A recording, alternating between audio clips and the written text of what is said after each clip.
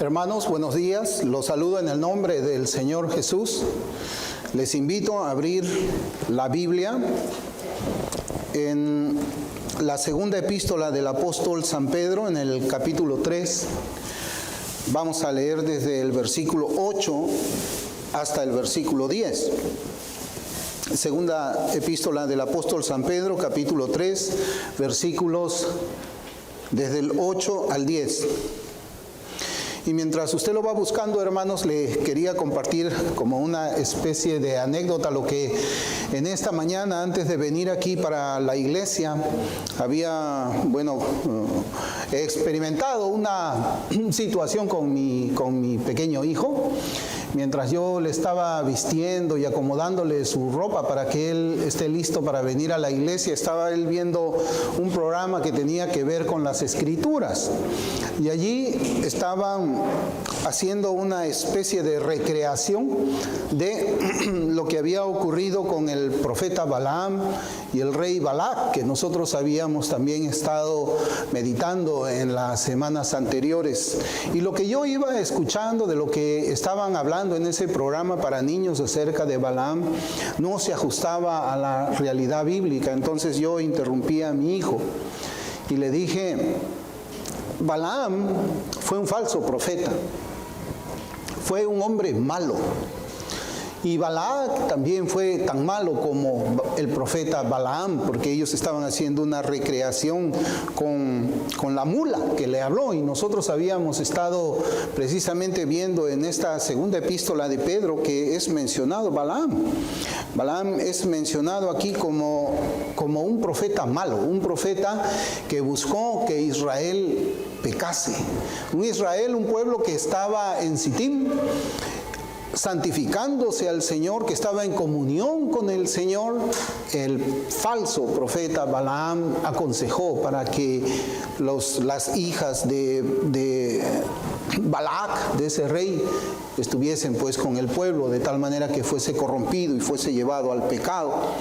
Y de eso es lo que nosotros estamos tratando, hermanos, en estas semanas, acerca de los burladores, como les llama el apóstol San Pedro, que son personas que están introducidas en la iglesia del Señor y que lo que ellos están buscando es precisamente que la santidad que el pueblo está buscando para poder tener comunión con un Dios santo sea rota, sea quebrantada, sea destruida. Así es como les llama el apóstol Pedro a los Balaam de estos días, que se hacen llamar pastores, están ocupando los púlpitos en las iglesias, pero lo que ellos persiguen o tratan de conseguir por medio de su mensaje es la corrupción del pueblo de Dios. No es un mensaje que invite a la santificación, a caminar en la verdad, en la justicia, en el amor al Señor, sino es uno por el cual aquellos que han hecho una profesión de fe en el Señor hagan lo que a Dios le desagrada. Yo quería comentarles esto y ahora solamente leer la palabra del Señor para comenzar con nuestra meditación de esta mañana. En segunda de Pedro capítulo 3, desde el versículo 8 al versículo 10, la Escritura dice: Mas, oh amados, no ignoréis esto, que para con el Señor un día es como 1000 años y 1000 años como un día. El Señor no retarda su promesa, según algunos la tienen por tardanza, sino que es paciente para con todos, no queriendo que ninguno perezca, sino que todos procedan al arrepentimiento. Pero el día del Señor vendrá como ladrón en la noche, en el cual los cielos pasarán con gran estruendo y los elementos ardiendo serán deshechos y la tierra y las obras que en ella hay serán quemadas. El Señor bendiga su palabra. Eso es el texto que nos toca meditar en esta mañana con la ayuda del Señor. Bueno, ya les había mencionado cuál es el contexto en el cual el apóstol Pedro escribe esta epístola a una iglesia que está siendo perseguida, a una iglesia que está luchando por santificarse más al Señor. Y había comentado también con ustedes que el interés principal de los apóstoles inspirados por el Señor no ha sido consolar principalmente a la iglesia del Señor en un tiempo de persecución. Ellos no se dedicaban tanto a hablar hablar acerca del sufrimiento de la iglesia, como ciertamente lo hace, sino que la preocupación principal de ellos era en contra de la falsa enseñanza, en contra de los falsos maestros, la doctrina errada que ciertamente nosotros podemos encontrar en muchas iglesias que profesan el nombre del Señor Jesucristo. Y en el contexto de nuestras exposiciones vemos ahora la respuesta que Dios hace a aquellos a quienes Él mismo llama burladores. Los burladores eran aquellos que decían, pues, ¿dónde está la promesa de la venida del Señor Jesucristo? Los predicadores dicen de que debemos velar nosotros, así como el Señor Jesucristo enseñaba por medio de las parábolas en los diferentes evangelios. Pero ¿para qué vamos a velar? Mira, han pasado tantos años y no sucede absolutamente nada. ¿Dónde está esa venida? ¿Dónde está el Cristo? ¿Dónde está Él? No está, no aparece. Esto es solamente una mentira, nos están engañando. Por medio de esas falsas profecías nos quieren recortar nuestra libertad, porque tristemente muchos que han hecho una profesión de fe en el Señor piensan que ser libre es ser libre para seguir pecando. Libre para seguir pecando. Y estos burladores, precisamente valiéndose de que el Señor en su misericordia todavía no estaba viniendo aquí como juez para derretir este mundo y separar a sus ovejas a la derecha y a los cabritos a la izquierda, ellos aprovechaban la paciencia de Dios como si fuese un retraso de la promesa. Y hacen una comparación precisamente con los días de Noé. Vamos, comamos, bebamos, el Cristo no va a venir. Y en algunos casos estos falsos maestros todavía iban más allá y decían, mira, podemos pecar, nosotros pecamos y seguimos vivos. No hay ningún castigo. Como si Dios se agradase de la iniquidad, la mundanalidad. No. El apóstol Pedro y todos los apóstoles que por la misericordia del Señor nos traen las epístolas, nos exhortan siempre a vivir una vida justa, una vida santa, una vida recta. ¿Por qué? Porque Dios es justo, santo y recto. Y si nosotros somos sus hijos, imitamos a nuestro Padre. Si el Espíritu Santo realmente habita en nosotros, el Espíritu Santo tiene que movernos a esa vida de justicia y de rectitud, porque es el Espíritu Santo, como Dios es santo. Y acá vemos a Pedro ahora inspirado por Dios dando respuesta a estos burladores. Y la primera respuesta la encontramos en el versículo 8, donde se nos conduce a un ámbito que es un misterio para cualquier ser humano, sea o no redimido por el Señor, y es que Dios nos habla de su eternidad, de aquel atributo incomunicable de su ser, y Pedro nos recuerda que nosotros no debemos ignorar esto. Así dice Pedro, mas, oh amados, no ignoréis esto, que para el Señor un día es como 1000 años y 1000 años como un día. Y algo que nosotros no entendemos porque es un misterio, es que nosotros como seres humanos aquí en la tierra vivimos en el tiempo. Vivimos en el tiempo, pero Dios habita en la eternidad. Nosotros vivimos confinados en el tiempo, mientras que Dios no tiene esa clase de limitaciones como las que tenemos nosotros. Para los seres humanos el pasado está en nuestra memoria, el presente está delante de nuestros ojos y el futuro está en nuestra imaginación. Para el Señor el pasado, el presente y el futuro están delante de sus ojos. No hay palabras para describir la eternidad de Dios, y hemos intentado posiblemente en nuestros cursos de teología o en nuestras clases de teología tratar de dar una definición simplemente como habíamos mencionado al inicio, y lo recuerdo ahora. Es imposible que lo infinito sea conocible perfectamente por lo finito que somos nosotros. La infinidad de Dios no puede ser comprendida plenamente por la mente del ser humano. No hay palabras, no hay ninguna mente que pueda reconciliar esta gran verdad acerca de la persona de Dios. Él es infinito y nosotros somos finitos. Pedro, cuando escribe estas palabras para la iglesia en el Nuevo Testamento, es muy posible que haya recordado el Salmo que precisamente también nos recuerda a nosotros acerca de la eternidad de Dios. El Salmo 94 dice: porque 1000 años delante de tus ojos son como el día de ayer que pasó y como una de las vigilias de la noche. Es algo tremendo, hermanos, cuando nosotros tratamos de meditar con todo nuestro corazón, principalmente meditar en los ojos de la fe, este atributo del Señor, de su eternidad. ¿Por qué? Porque el apóstol Pedro también conduce nuestra mirada para que meditemos en la soberanía de Dios sobre el tiempo. Dios es soberano sobre el tiempo. Él no tiene limitaciones en el tiempo como nosotros las tenemos aquí en la tierra. Y la demora que nosotros podemos leer aquí en estas palabras del apóstol en la segunda venida del Señor, y cuando hablamos de demora, hermanos, hay que ponerlo entre comillas. Hay que ponerlo entre comillas, porque el Señor nunca se demora. El Señor nunca llega tarde.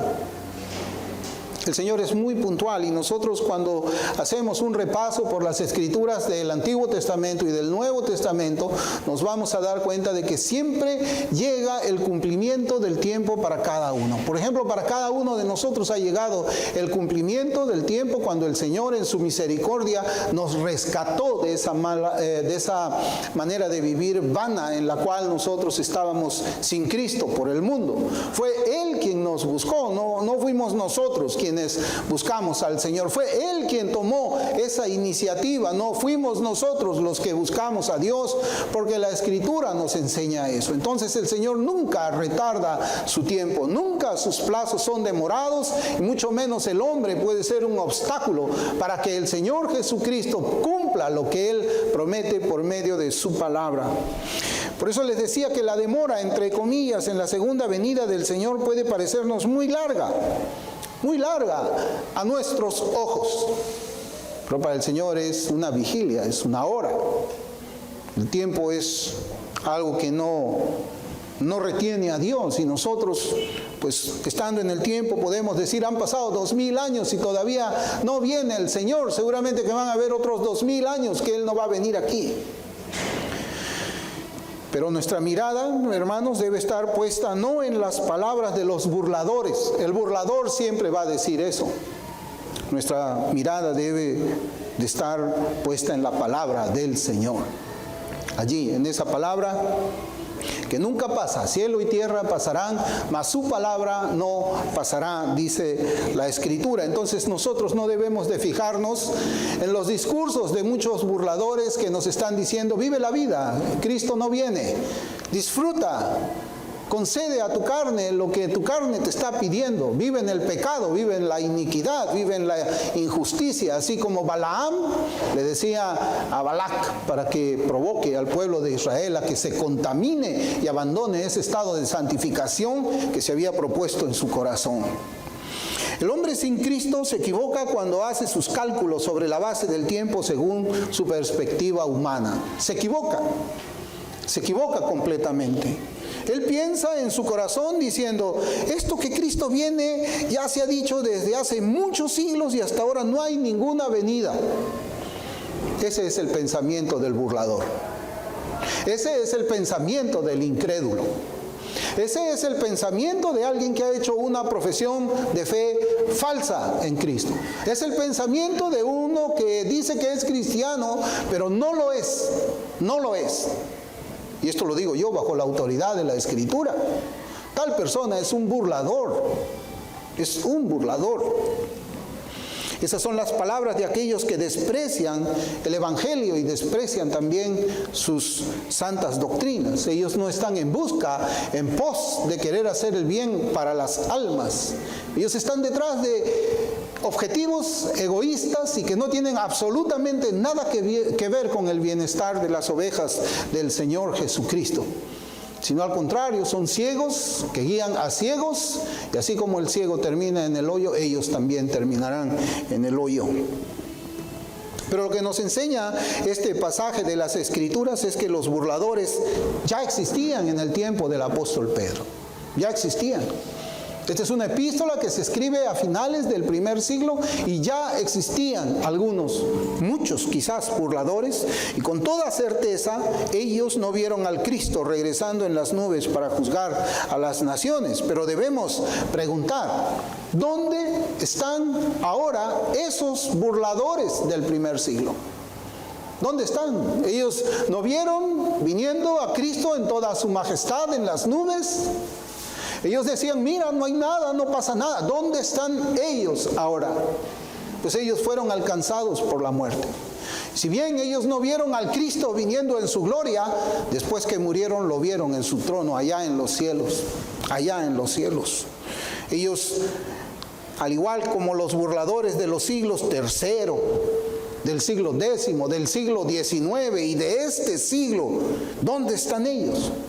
¿Dónde están esos hombres que invitaban a la iglesia del Señor a contaminarse en los pecados de su carne, en los pecados del mundo? ¿Dónde están ellos? Pues ellos ya vieron al Cristo sentado en su trono. Ellos ya vieron al Señor dictando las sentencias de condenación eterna a sus almas. Hermanos, el punto es que tarde o temprano todos los seres humanos veremos al juez de toda la tierra. Ya sea porque Él viene hoy, o ya sea porque nosotros moriremos mañana. Por eso, el punto principal es, ¿a dónde enviará tu alma el Señor cuando estés delante de su presencia? ¿A dónde? Esa respuesta es algo que cada uno de nosotros sabe. Cada uno de nosotros conoce el estado espiritual de su alma. Así que no debemos preocuparnos y prestar oído a esos burladores, sino solamente debemos mirar a nuestras almas y mirar al Cristo de la gloria y pensar y respondernos a esa pregunta: ¿dónde estaré yo hoy día si es que el Señor me quita la vida? ¿Dónde? No tenemos que pensar en que si va a venir o no va a venir. Ese pensamiento, cuando está en la boca de un burlador, es un pensamiento que te va a llevar a la iniquidad, a la injusticia, a la inmundanalidad, a la mundanalidad. ¿Dónde pues estaremos nosotros? ¿Dónde estará nuestra alma el minuto siguiente de nuestra muerte? Recordemos más bien la fidelidad de Dios hacia sus promesas. Dios es fiel a sus promesas. En Números 23, 19 dice: Dios no es hombre para que mienta, ni hijo de hombre para que se arrepienta. Él dijo y no hará, habló y no lo ejecutará. Solamente vea usted cuántas profecías del Antiguo y del Nuevo Testamento fueron cumplidas en las Escrituras. Son profecías, hermanos, que nos deben de llenar de asombro. Cómo es que Dios cumple sus promesas, cómo es que Dios cumple también sus amenazas, Los burladores de nuestros días afirman que esta promesa Dios la hizo hace más de 2000 años y hasta ahora no se ve nada. Son 2000 años a los ojos de ellos. 2000 años a los ojos de ellos, pero para Dios esta promesa se hizo hace 2 días, se hizo anteayer. El punto es que no importa si el Señor lo prometió hace 1000 años o esta mañana muy temprano, Él seguirá siendo fiel a todas sus promesas.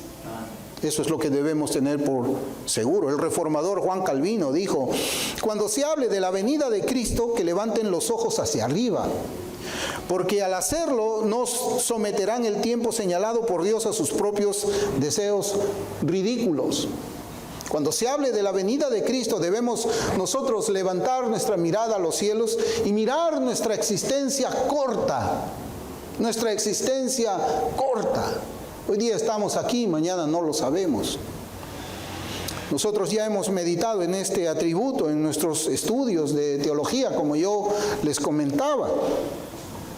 Por eso podemos pensar en los siguientes términos.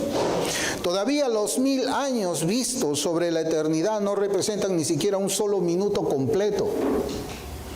Y por esta razón los creyentes debemos permanecer en un estado de alerta santo. ocupándonos en nuestra salvación con temor y temblor, como dice Filipenses 2:12, apartando nuestros oídos de los burladores de nuestros días, de aquellos profesantes falsos que han hecho de Dios una caricatura que se agrada en el pecado de los hombres. Eso es lo que han convertido al Señor, esos burladores. Peca, no te va a pasar nada. Han torcido los santos mandamientos del Señor para dar paso a la iniquidad, a la injusticia, a la impiedad.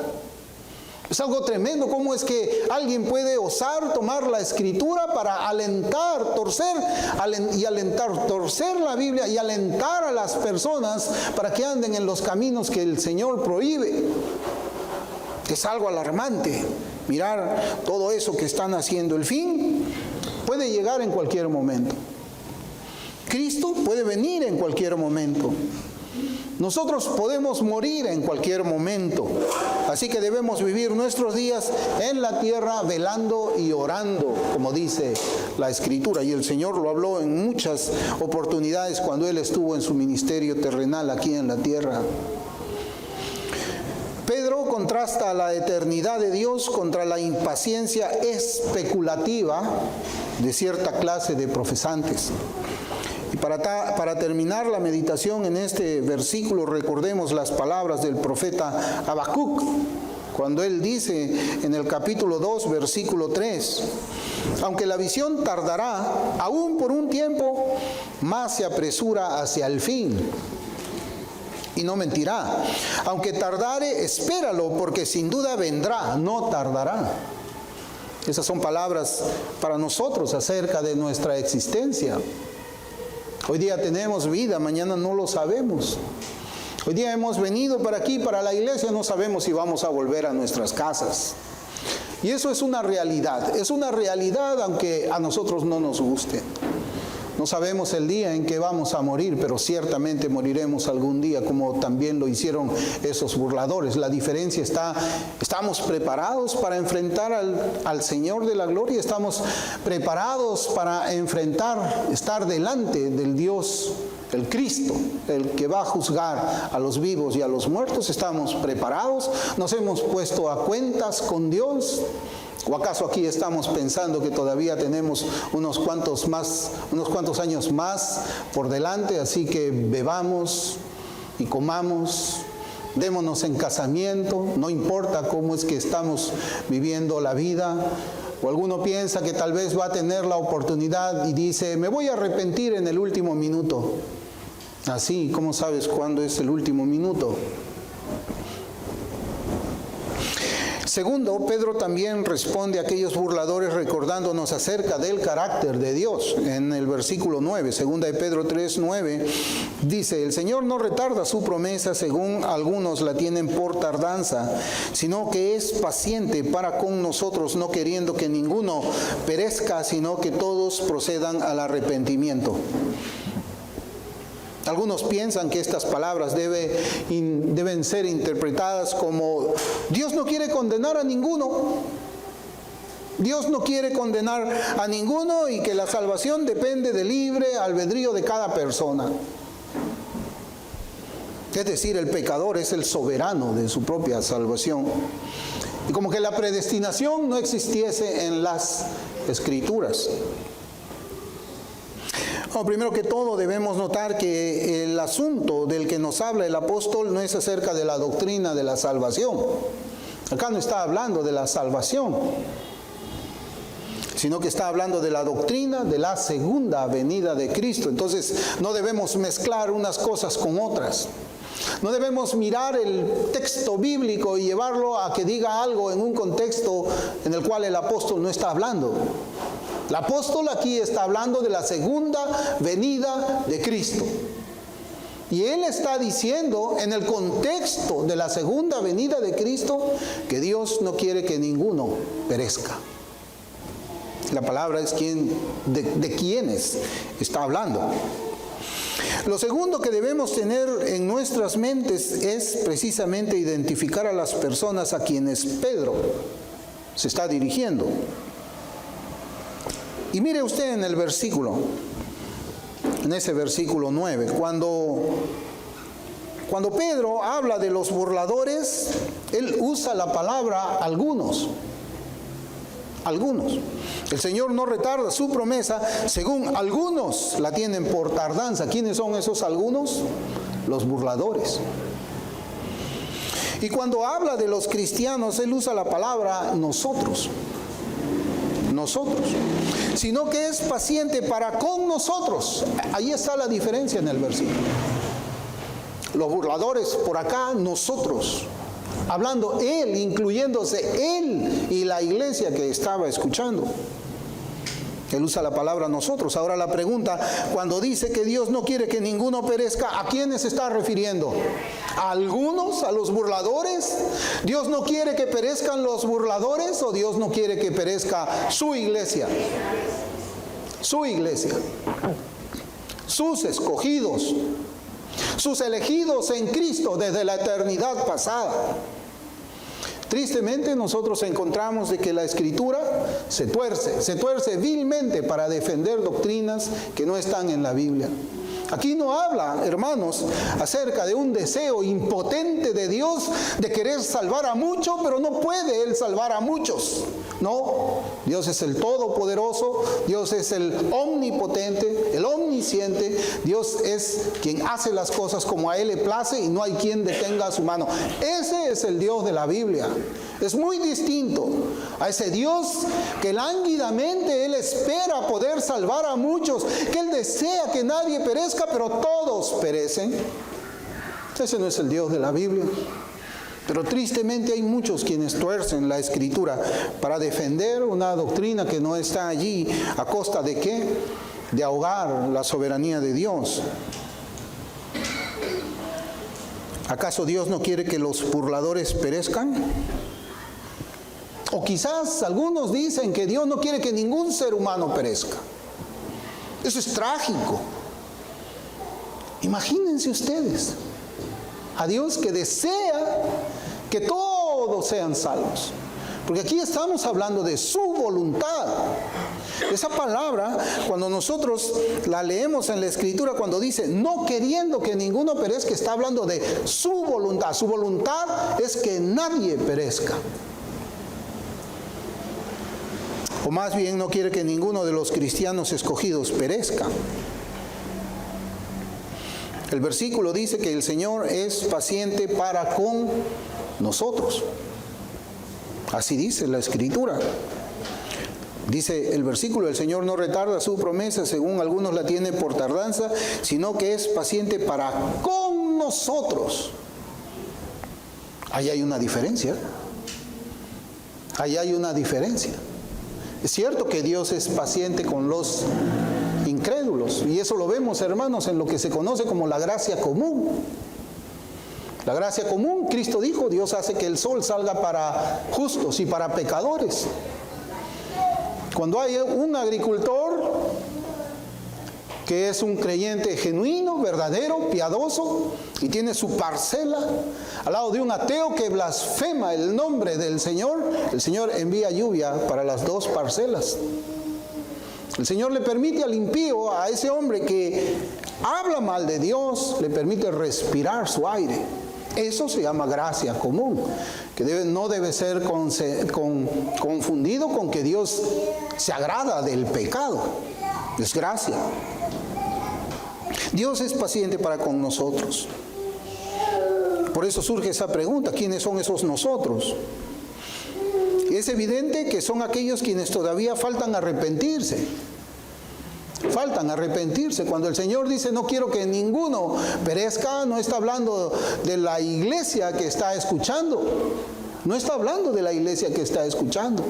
Porque la iglesia ya se arrepintió. Esa iglesia que ha sido rescatada, a la cual la gracia que Cristo gana en la cruz, esa gracia salvífica, se le ha aplicado en el tiempo.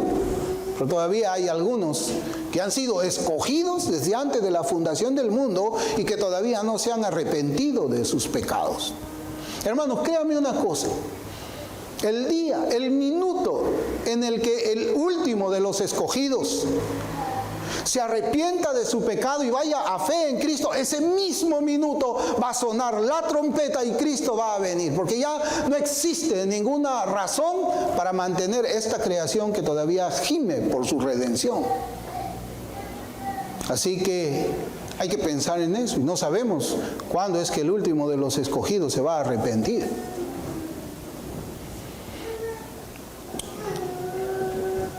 ¿Quiénes son esos nosotros? Son los que faltan arrepentirse. ¿Y quiénes son los que se arrepienten? Esa es otra pregunta interesante. ¿Quiénes son pues los que se arrepienten? ¿Quiénes? La respuesta obvia es que los que se arrepienten son aquellos que creen. Los que creen se van a arrepentir. Los que no creen no se van a arrepentir. Y ahora la pregunta es, ¿quiénes son los que creen? Hechos 13:48, los gentiles oyendo esto se regocijaban y glorificaban la palabra del Señor y creyeron todos los que estaban ordenados para vida eterna. Es decir, los que se van a arrepentir son los que van a creer, y los que van a creer son aquellos que han sido escogidos por Dios desde antes de la fundación del mundo. Pero yendo también, hermanos, a la forma de las palabras escogidas por el Espíritu Santo cuando dice, no queriendo que ninguno perezca. Es decir, estas palabras nos hablan, como yo ya les había mencionado, acerca de la voluntad de Dios. Por esa razón, este versículo también podemos leerlo de la siguiente manera. La voluntad de Dios es que ninguno perezca. La voluntad de Dios es que ninguno perezca. Entonces, si la voluntad de Dios es que ninguno perezca, ¿acaso no serán salvos todos ellos de quienes Dios está hablando aquí? Y aquí hay dos posiciones principales. Primero estamos los que decimos juntos con los profetas con relación a los escogidos de Dios. Números 23:19 otra vez. Dios no es hombre para que mienta, ni hijo de hombre para que se arrepienta. Él dijo y no hará, habló y no lo ejecutará. O sea, si la voluntad de Dios es que ninguno perezca, ¿ustedes creen que alguien va a perecer? Dios dijo que Él no quiere que ninguno perezca. Él lo habló, no lo ejecutará. O Daniel 4:35, todos los habitantes de la tierra son considerados como nada, y Él hace según su voluntad en el ejército del cielo y en los habitantes de la tierra, y no hay quien detenga su mano y le diga, ¿qué haces? No hay. Cero, nadie puede detener la mano de Dios, nadie puede detener su propósito. Él dijo, no quiero que ninguno perezca, y ninguno va a perecer. Entonces, ¿por qué perece la gente? Porque es que van al infierno las personas.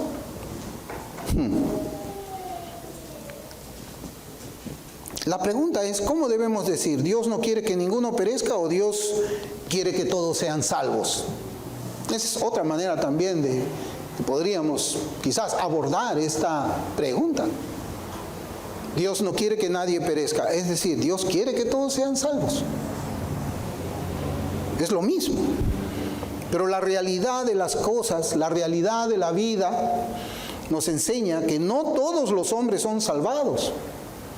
No todos. Algunos van a la muerte sin la gracia de la salvación. Y no algunos, muchos van a un ataúd sin haber recibido esa gracia salvífica. Entonces, ¿qué pasó aquí? ¿Mintió Dios? ¿Por qué perecen si Él no quiere que perezcan? La realidad nos enseña pues que no todos los hombres son salvados según se dice que es la voluntad de Dios. Entonces la pregunta sería, ¿quién detiene su mano? ¿El diablo? Que el diablo le roba las almas al Señor. ¿Cuántas veces hemos escuchado nosotros eso? El diablo ha sido derrotado en la cruz. No hay quien detenga su mano.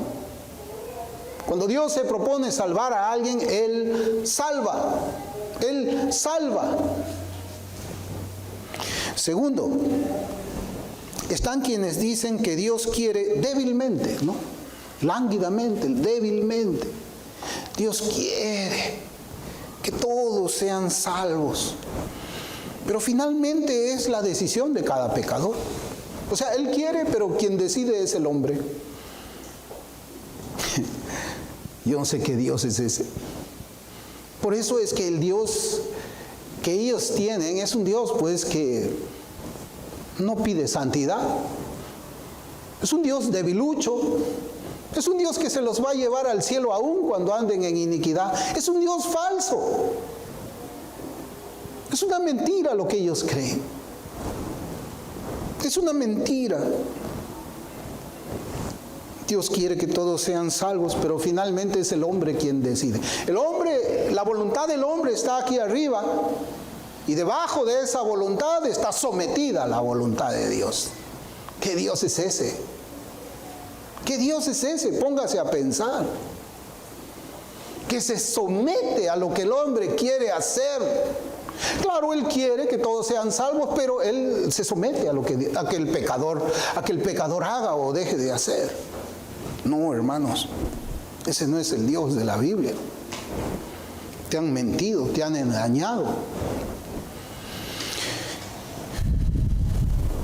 Esta segunda respuesta, eso de que finalmente Dios pues quiere, como que quiere pero no puede, ¿no? ¿Cuántas veces hemos puesto nosotros ese ejemplo para nuestras vidas aquí en la tierra? A veces uno puede, pero no quiere. A veces uno quiere, pero no puede. ¿Cuál es esta situación acá? Dios quiere, pero no puede salvar. Entonces no es todopoderoso. Entonces la Biblia miente en este pasaje que hemos leído en Daniel 4:35, cuando dice, no hay nadie quien detenga su mano, y le dice, ¿qué haces? No, sí hay. ¿Y quién es el que le dice qué es lo que haces? ¿Y quién es el que le detiene su mano? Es la criatura pecadora. Mintió. Es mentira este versículo. No, hermanos. No, en Romanos 8:30 nosotros encontramos ya más luz acerca de lo que es la doctrina de la salvación. Esto se conoce como un ordo salutis, un orden de la salvación. En Romanos 8:30 dice, a los que predestinó, a estos también llamó. Y a los que llamó, a estos también justificó. Y a los que justificó, a estos también glorificó. Es un pasaje que comienza en la eternidad pasada y termina en la eternidad futura. Y si le ponemos números a este versículo, y quizás lo vamos a hacer así para que podamos tener una visión mejor de lo que es la salvación. A los que antes predestinó, pongamos que el Señor predestina 100. En la eternidad pasada Él predestina, como dice la Escritura, y se los da al Hijo para que haga expiación por esos 100. Supongamos que comienza con 100. A los que predestinó, los 100, a estos también llamó. Pero claro, no obedecieron los 100. Los llamó, pero en su libre albedrío, solamente 80 dijeron, sí, yo lo acepto. Entonces comienza con 100, pero 80 nomás responden al llamado. Y a los que llamó, a estos también justificó. O sea, esos 80 dicen, bueno, yo no quiero ser justificado, yo todavía quiero vivir así en impiedad. Solamente 60 son justificados. Y a los que justificó, a estos también glorificó. O sea, como la salvación se pierde, ¿no? En la mitad del camino, de los 60 que quedaron, solamente le quedaron 20 al Señor. O sea, comenzó con 100 en la eternidad pasada y glorificó 20 nada más. Es una monstruosidad lo que yo hablo, ¿verdad? Es una monstruosidad. No, si Dios predestina 100, 100 glorifica. Por eso es que yo le digo, hay 100 o hay no 100, hay predestinados que todavía no han sido llamados, todavía no han sido justificados. Pero hay un número cierto de predestinados. Y el día en que el Señor llame y justifique al último de ellos, va a suceder lo que yo les digo, ese día va a sonar la trompeta. Ya no hay tiempo para más. Si el Señor glorificara o glorificará, que es la etapa final de la salvación del pecador, solamente aquellos que Él predestinó desde antes de la fundación del mundo, entonces esta segunda explicación resulta pues humanista, no nada escritural, ¿no? O sea, cuando se habla, hermanos, de la voluntad de Dios, los teólogos han reconocido la voluntad de Dios distinguiéndola de esta manera. Voy a citar el resumen de la página de los Ministerios Ligonier. Hay 3 clases. Está la voluntad decretiva, la voluntad preceptiva, la voluntad de disposición. La voluntad decretiva significa que esta voluntad tiene que ver con lo cual Dios soberanamente hace que suceda todo lo que Él elige hacer. O sea, es el versículo que nosotros hemos encontrado en Daniel 4:35. Cuando Dios decide hacer algo, Él lo hace. Cuando Dios ha decretado que algo suceda, sucede. Eso es la voluntad decretiva, es el decreto de Dios que sucede. Ahora, la voluntad preceptiva. La voluntad preceptiva la podemos encontrar en los diferentes mandamientos. La voluntad de Dios está expresada en los 10 mandamientos. No tendrás dioses ajenos delante de mí. No te harás imagen. No tomarás el nombre de Dios en vano. Esa es la voluntad preceptiva. Y la voluntad de disposición.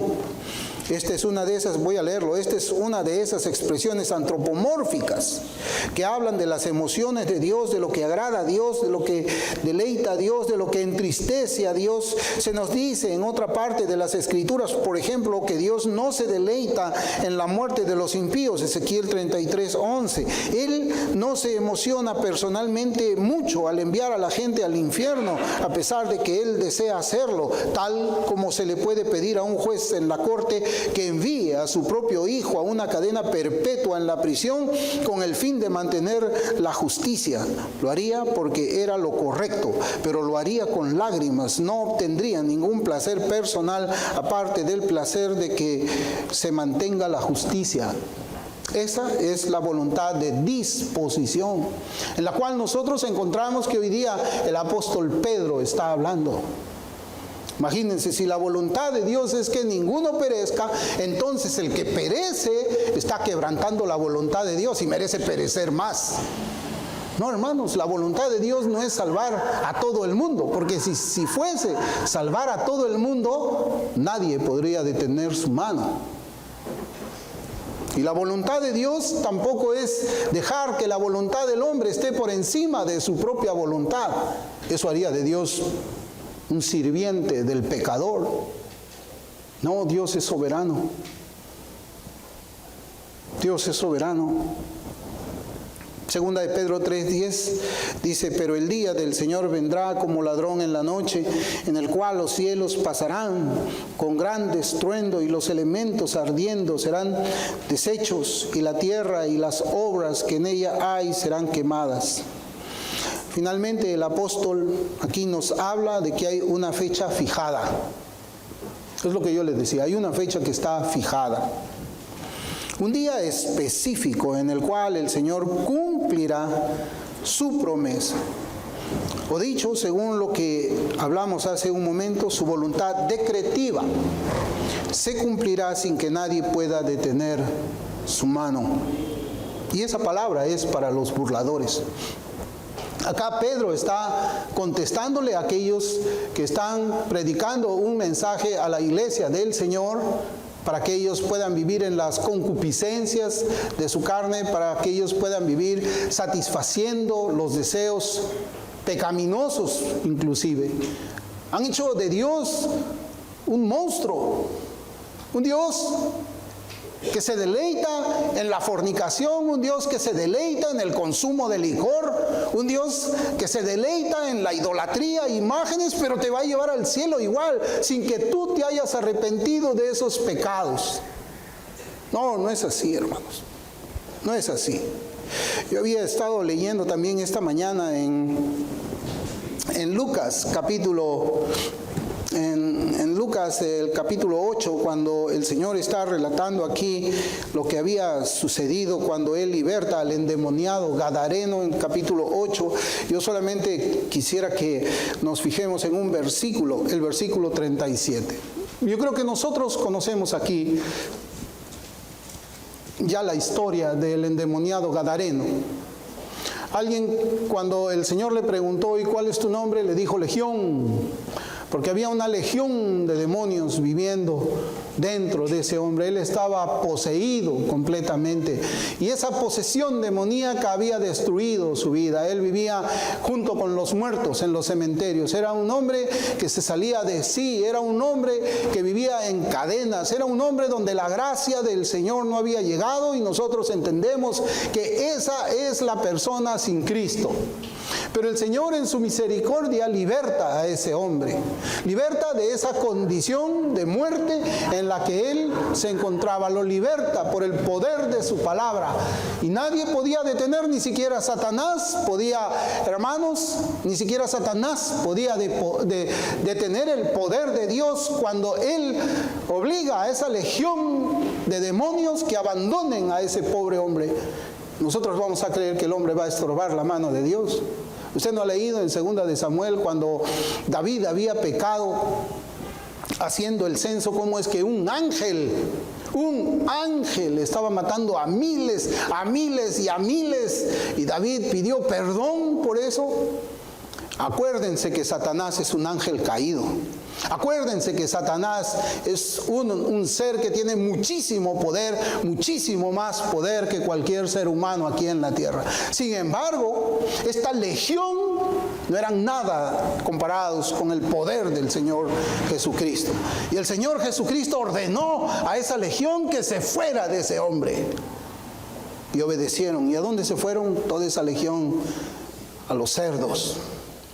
Y los cerdos se desbocaron al agua. Todos. Y aquí en el versículo 37 dice: entonces toda la multitud de la región alrededor de los Gadarenos le rogó que se marchase Cristo de ellos, pues tenían gran temor. ¿Temor de qué? ¿Temor de qué tenían ellos? ¿No habían visto acaso al Hijo de Dios libertar a ese pobre hombre, a esa pobre criatura? ¿Temor de qué tenían ellos? ¿Saben cuál era el temor que ellos tenían? El temor que ellos tenían es de que la influencia de Cristo haga que les vaya mal en su vida cotidiana. Ellos dependían de los cerdos. Ellos preferían a los muchos cerdos que estén ahí junto con ellos antes que una persona sea librada de todos los demonios que le estaban atormentando. Primero eran los cerdos y después era la salvación del hombre. Y eso es lo que enseñan los burladores. Eso enseñan los burladores. Porque en nuestros días se le está enseñando a la iglesia a decirle a Cristo: Cristo, no te quiero en mi vida, quiero que te vayas de aquí. Yo quiero quedarme con el cerdo de la fornicación, yo quiero quedarme con el cerdo del adulterio, yo quiero quedarme con el cerdo del licor. Vete de aquí, o te amoldas a lo que nosotros queremos, a lo que nosotros nos gusta. Y como Cristo nunca se va a amoldar a eso, Cristo se fue. Dice la Escritura que Él se fue, no obedeció por eso, sino Cristo también, cuando no quiere ser recibido en un lugar, se va. Y yo pregunto ahora, hermanos, ¿qué cosa es lo que queremos nosotros para nuestras vidas? ¿Queremos decirle a Cristo que se vaya y mantener esos cerdos en nuestras vidas? Sea el cerdo que tengas tú en tu vida, sea el pecado que te agrade más a ti. ¿Es eso? ¿Qué es lo que tú quieres en tu casa? Que la gloria de Cristo, que su presencia esté ahí cada día, el Señor dándote su favor. ¿O quieres mantener en tu casa a esos cerdos y decirle: Señor, vete de aquí? Nosotros estamos contentos con los pecados que estamos consintiéndonos nosotros. Eso es lo que enseñan los burladores. Los burladores enseñan a decir: puedes vivir con tu pecado, puedes vivir con tu cerdo, igual Dios te ama. Eso es mentira. Eso es mentira. Como hoy día mi esposa estaba escuchando también un mensaje de un predicador y decía: no, Cristo aborrece el pecado, pero ama al pecador. Eso es mentira. Ahí mi esposa y yo dijimos: eso es mentira. Cristo aborrece al pecador. Lean los Salmos. Dice: está airado contra el pecador todos los días, todos los días. Y en el Nuevo Testamento dice de que cuando estábamos sin Cristo éramos hijos de ira igual que los demás. Un pecador, por tener una naturaleza pecaminosa, aun cuando está durmiendo, aun cuando no está cometiendo un pecado, es aborrecible para Dios, porque la naturaleza del pecador, la naturaleza pecaminosa, es antagónica con la naturaleza santa de Dios.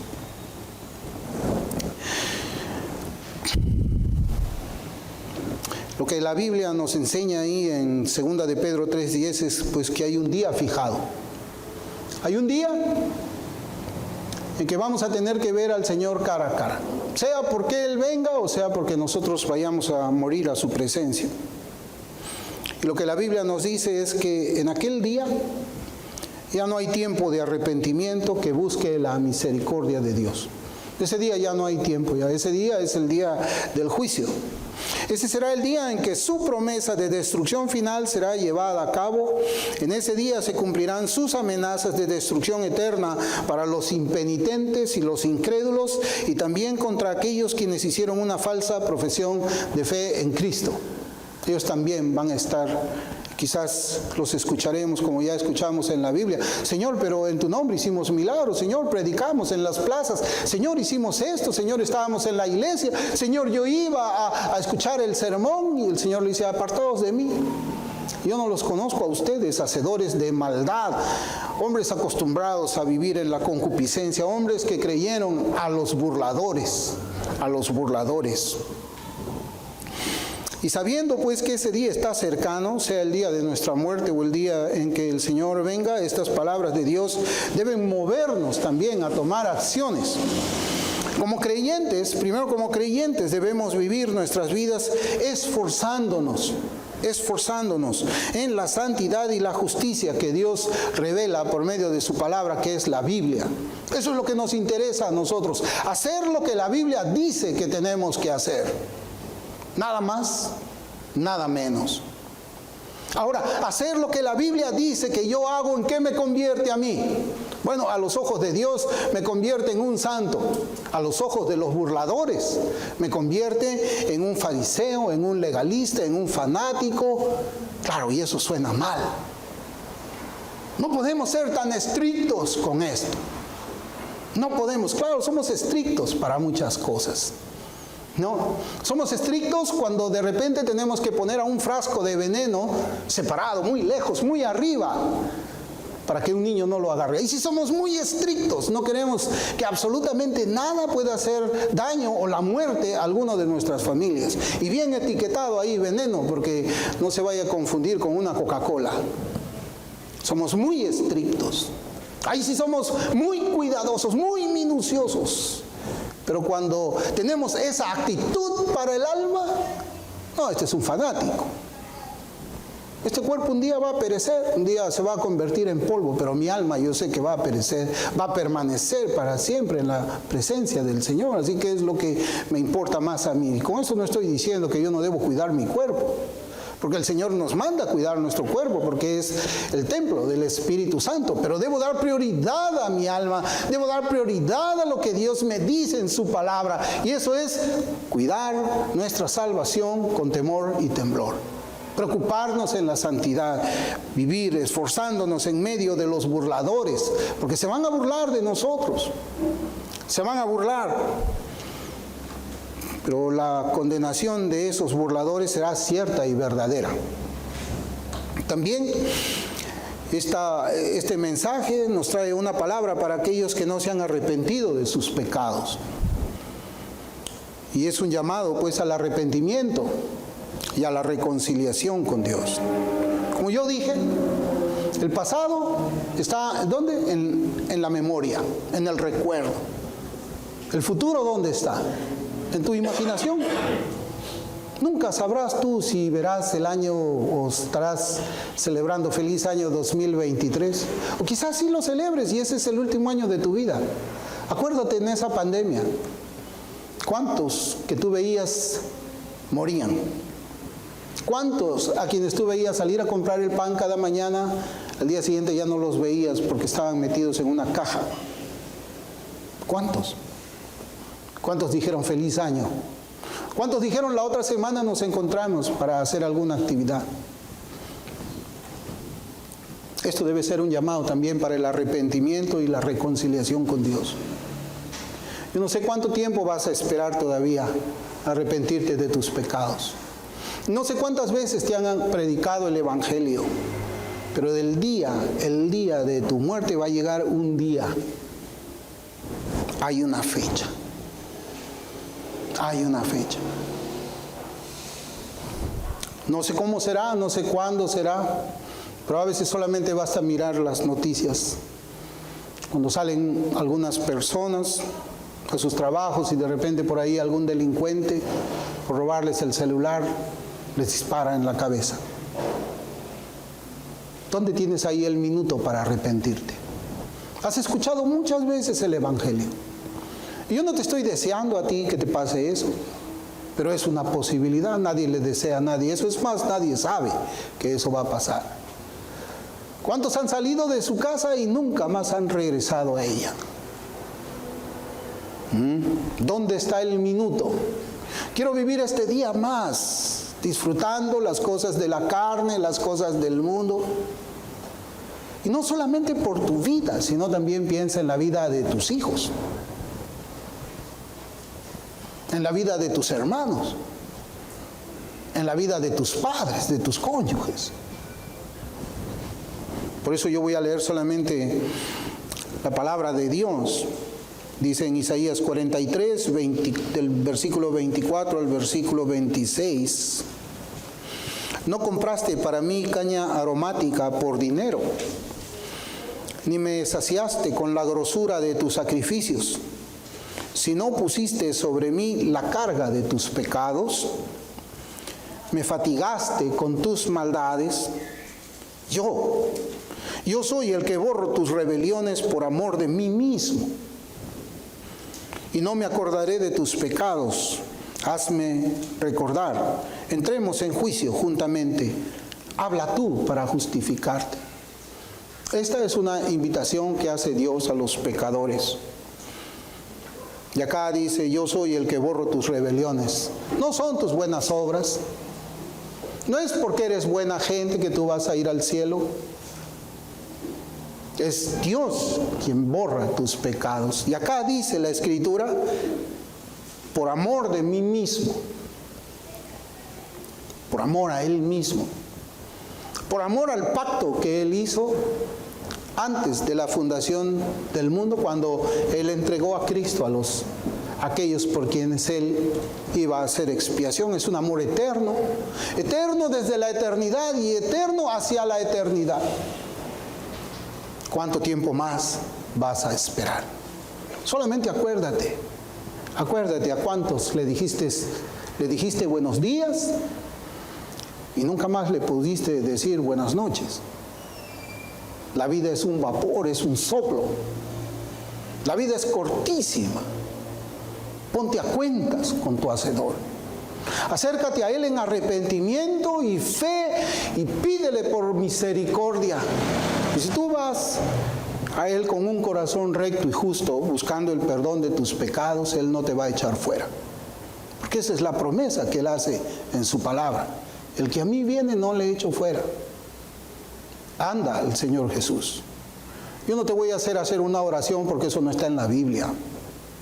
Yo no te voy a guiar en los 5 pasos de la salvación, porque eso no está en la Biblia. Eso es un asunto entre tú y el Señor. Entre tu alma y la misericordia de Dios. Ora a Él. Ruégale por tu vida, ruégale por tu alma. Y créeme que Él te va a salvar. Pero no esperes más. No esperes más. Porque el día en que tú vas a estar, y yo también, delante del Señor, va a llegar. Va a llegar. Amén. Vamos a orar.